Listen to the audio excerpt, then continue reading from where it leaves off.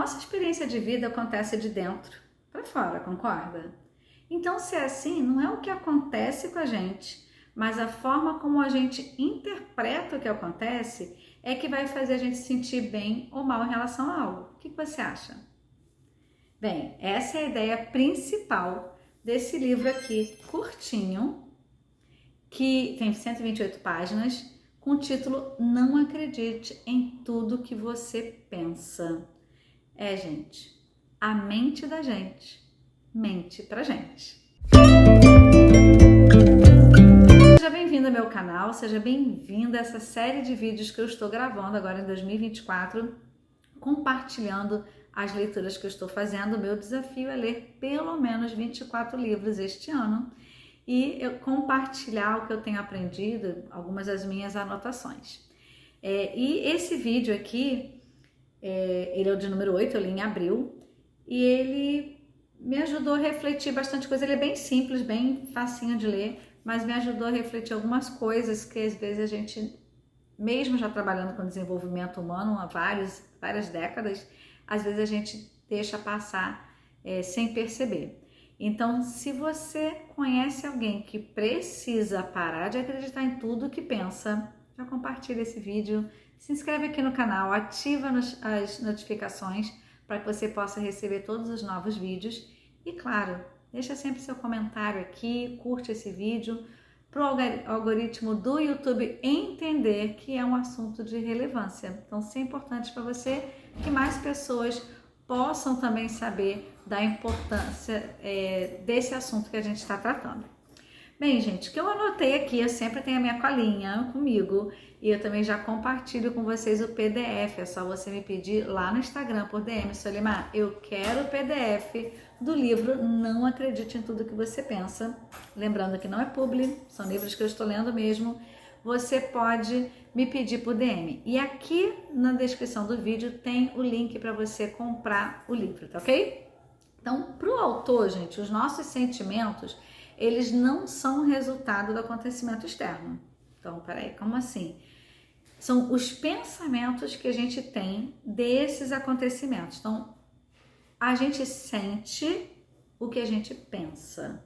Então, as coisas que acontecem conosco, elas podem gerar pensamentos, e quando a gente está pensando sobre essas coisas aí que pode vir o sofrimento. Então, a causa raiz do nosso sofrimento, em resumo, é o pensamento. E aí a gente pergunta, mas como assim? Então, é só eu mudar o que eu estou pensando que eu mudo o que eu estou sentindo. Eu sei que é um tema que parece bem complexo e também controverso. Então, se você tem opinião diferente, comenta aqui também pra gente saber. Eu estou trazendo a opinião do autor, em que ele fala que quando a gente muda o que pensa, a gente muda o que sente. Já aconteceu com você isso? Você já teve uma experiência parecida? Pois bem.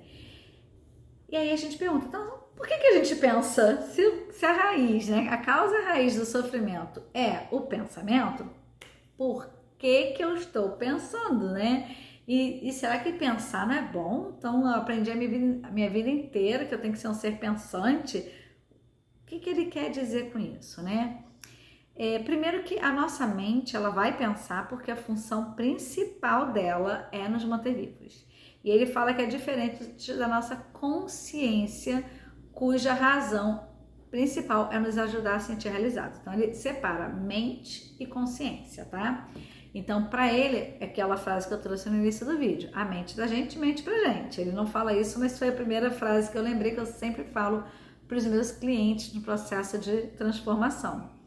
Então, a nossa mente, ela quer nos manter vivos, então ela vai estar alerta, ela vai trazer coisas que é para manter a gente vivo, e que é importante.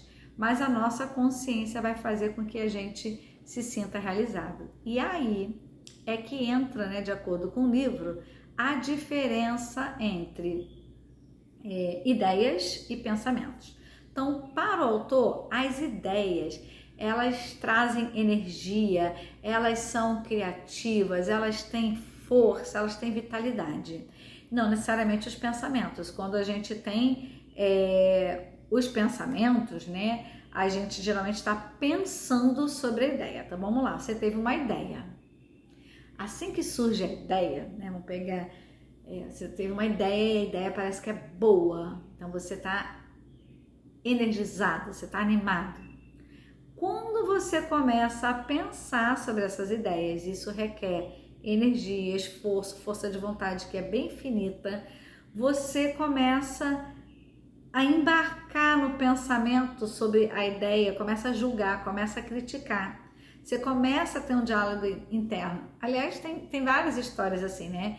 Tem gente que fala assim, mulher pergunta, mulher responde, mulher fica com raiva da resposta.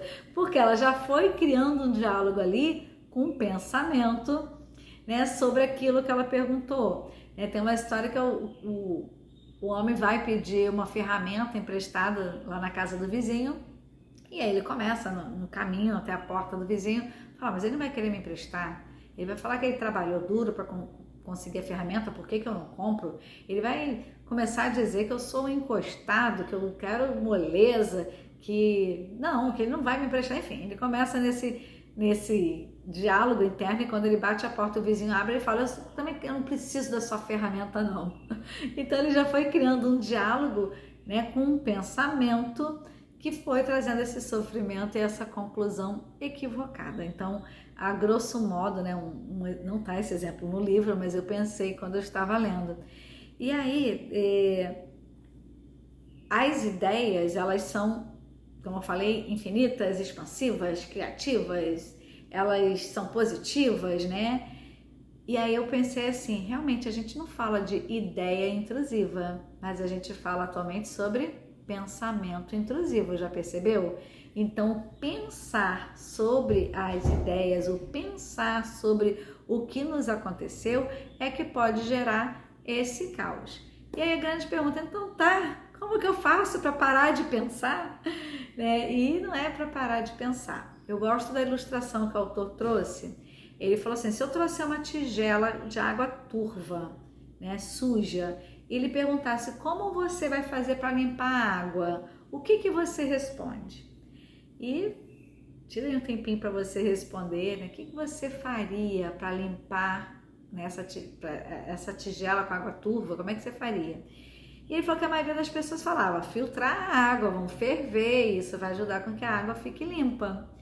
E ele fala, a maioria não percebe que se deixar a água lá parada por um tempo, sem mexer, sem perturbá-la, ela vai começar a se assentar e vai começar, né, vai passar a estar limpa novamente. Então, não tem como a gente parar de pensar, gente. Enquanto eu tô assistindo, falando aqui, eu tô pensando, enquanto você tá assistindo esse vídeo, nossa, você tá pensando um monte de coisa.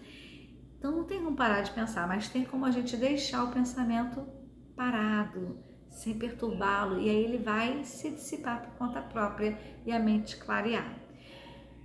Muita gente faz isso em meditação, né? Às vezes fala, meu Deus, como é que eu medito, né? Então, eu lembrei, esses dias eu assisti a um filme, Top Gun, Maverick, com meu filho, um filme de 2022, se não me falha a memória, e o Maverick, ele fala lá pro discípulo lá, pro aspirante a piloto Top Gun, que é o Rooster, para não pensar.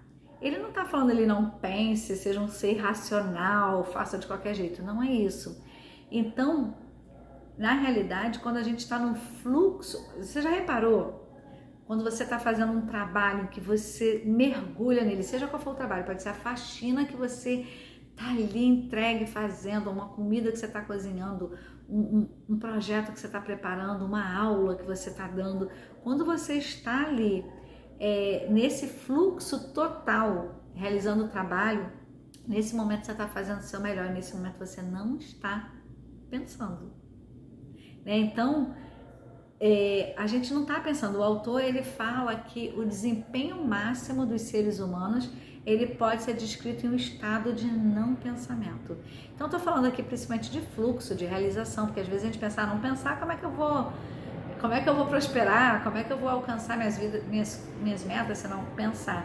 É nesse sentido que ele aborda, que é você ter um fluxo total. E uma coisa que ajuda, né, que é o pessoal que medita, ainda não é meu caso, confesso, mas sempre fala-se, né, de quando você respira, né, você contar lá o momento que você está inalando, que você está exalando, que você está inspirando e expirando, né, fazendo a sua respiração, Você está ali concentrado no momento presente. E estar no momento presente é o único momento no qual a gente pode realmente estar. Parece paradoxal a gente pensar no passado, sofrer com ansiedade, né? Pensando no futuro, quando no momento, o momento presente é o momento que a gente pode estar, é o único momento de não pensamento, segundo o livro. Então, as emoções negativas que a gente pode estar sentindo, de acordo com o livro, é um indício de mal entendido, né? A gente acredita no que está pensando. Então, a gente precisa lembrar, se a causa raiz de como eu me sinto é o pensar, é o pensamento, então isso vai ajudar a gente a trazer isso para a consciência e parar de lutar contra o pensamento, né? E aí eu lembro de uma pessoa que falou assim, eu falei, nossa, como é que você fica meditando, os pensamentos aparecem? Ela falou, acolhe esse pensamento, acolhe com amor e o pensamento vai se dissipar. Então, se isso serve para a meditação, serve também quando a gente está com pensamentos que talvez estejam trazendo dor, angústia, ansiedade, estresse, o que for.